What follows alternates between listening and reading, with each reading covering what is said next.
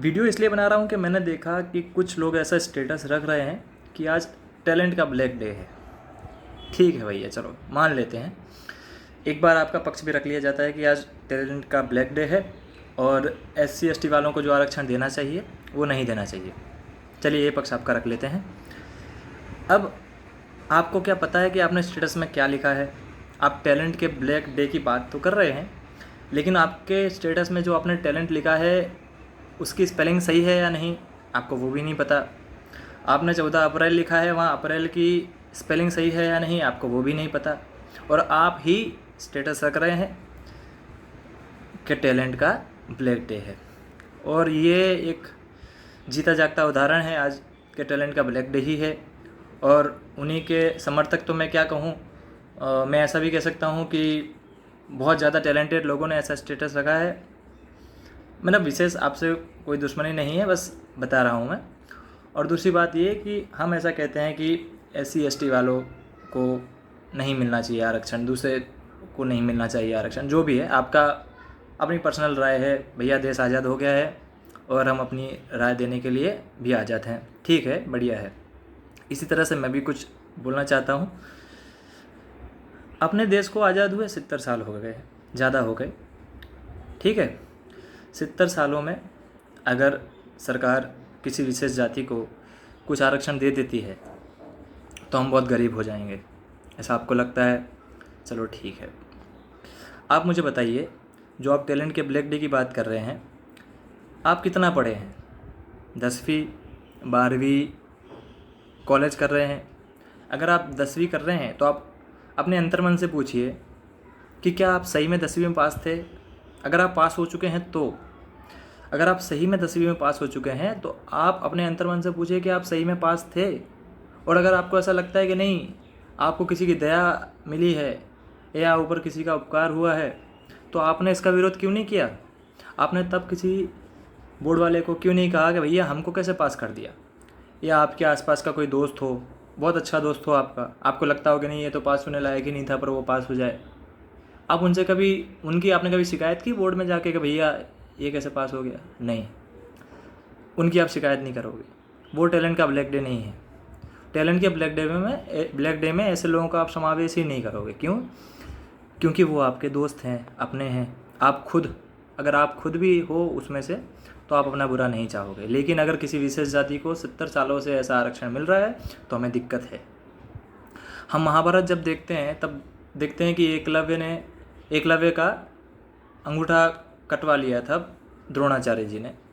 आप उसका विरोध नहीं करोगे, आप बोलोगे कोई बात नहीं, तो महाभारत की बात है ना। राम जी ने शबरी के जूठे बेर खाए थे, आप उससे सीख नहीं लोगे? क्यों लो भाई, उनने खाए थे, वो तो राम है। हम क्यों ऐसे मामले में पड़े? हम थोड़ी राम हैं, है ना। सही है। अब मुझे ये बताएं, आप जैसे लोग कॉलेज में पास हो जाते हैं, अंग्रेजी माध्यम लेके पास हो जाते हैं, 12वीं में आपको जो मैंने खुद ने देखा है कि हमारे स्कूल में जितने लोग पढ़ते थे ज़्यादातर लोग इंग्लिश में फेल हो जाते थे, पर वो 12वीं में बहुत से लोग पास हो गए। बाद में जब बोर्ड की एक परीक्षा हुई, कोई बात नहीं, उसके बाद कॉलेज में पास हो गए, डिग्रियाँ आ गई हैं। अभी उन लोगों से मैं बोलूँ कि भाई इंग्लिश की 4 लाइनें पढ़ लो, तो 4 लाइन में 10 तो वो मिस्टेक निकाल देंगे। अब आप मुझे ये बताइए कि जो पढ़ नहीं पा रहे हैं, जो इतनी मिस्टेक कर रहे हैं, वो पास कैसे हो गए? हमने इनका कभी विरोध नहीं किया। मैं सच कहूँ तो आज अगर मेरी कॉपी भी फिर से चेक करी जाए तो शायद मैं भी फेल हो जाऊँगा।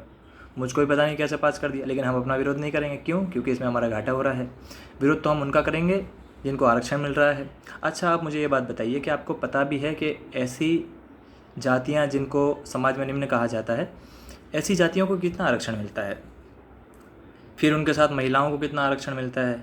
फिर उनके साथ विकलांगों को कितना आरक्षण मिलता है? फिर उनके साथ जो सरकारी मतलब कर्मचारी हैं या फिर डिफेंस से हैं, इन लोगों को इतना आरक्षण मिलता है। आपको क्या इसके बारे में कोई जानकारी है? नहीं है। आपको सिर्फ इतनी जानकारी है कि आज टैलेंट का ब्लैक डे है और भीमराव आम्बेडकर जैसा व्यक्ति जो समाज के निम्न कहे जाने वाले वर्ग में से थे, ऐसे व्यक्ति ने समाज में परिवर्तन ला दिया और उन्होंने हमारे संविधान में बहुत ही महत्वपूर्ण भूमिका निभाई। पर आप तो कुछ नहीं कर पाए। आप तो मुश्किल से 10वीं 12वीं पास हुए हैं।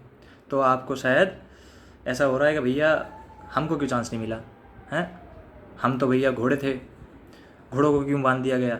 अगर हमें चांस मिला होता तो जैसी सप्लीमेंट्री हम 10वीं 12वीं में भरते थे, जैसे अभी भर रहे हैं कॉलेज में, वैसे संविधान की भी भरते थे, इससे भी बड़ा संविधान लिख देते।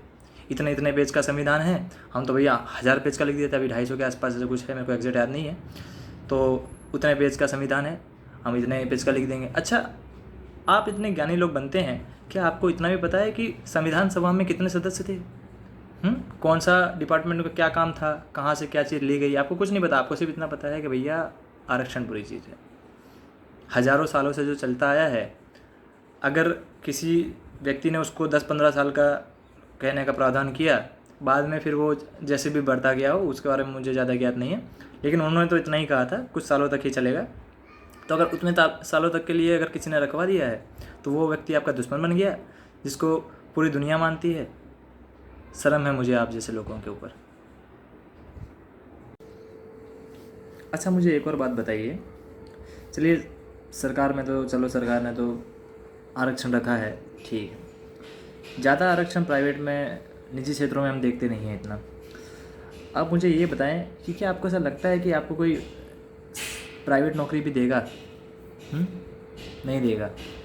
आप टैलेंट की बात कर रहे हैं ना, आप में ही वो टैलेंट नहीं है।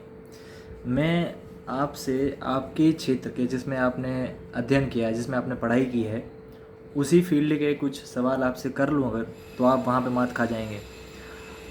आप 10,000 की नौकरी के लिए भी जाएंगे तो आपको डर लगेगा कि इंटरव्यू कैसे क्रैक करें।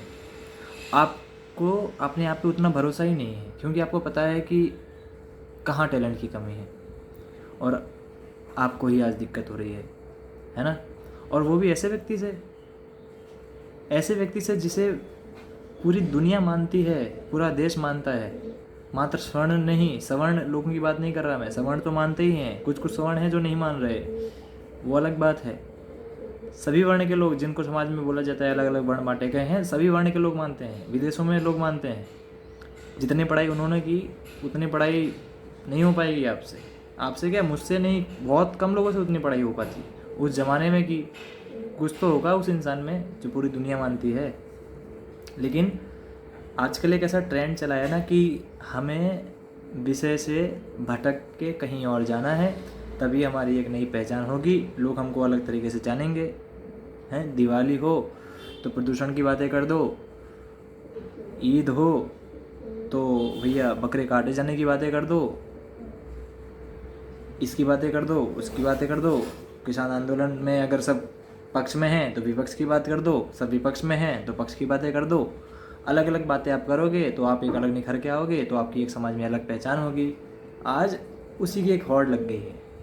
और सच कहूँ तो जो ऐसे सब कर रहे हैं उनको खुद को भी नहीं पता कि हम क्या बातें कर रहे हैं। उनको बिठा के अगर डिबेट कर ली जाए तो उनको कुछ नहीं आएगा, बस रख दिया, कूल लगने के लिए रख दिया। क्यों करते हो ऐसा यार?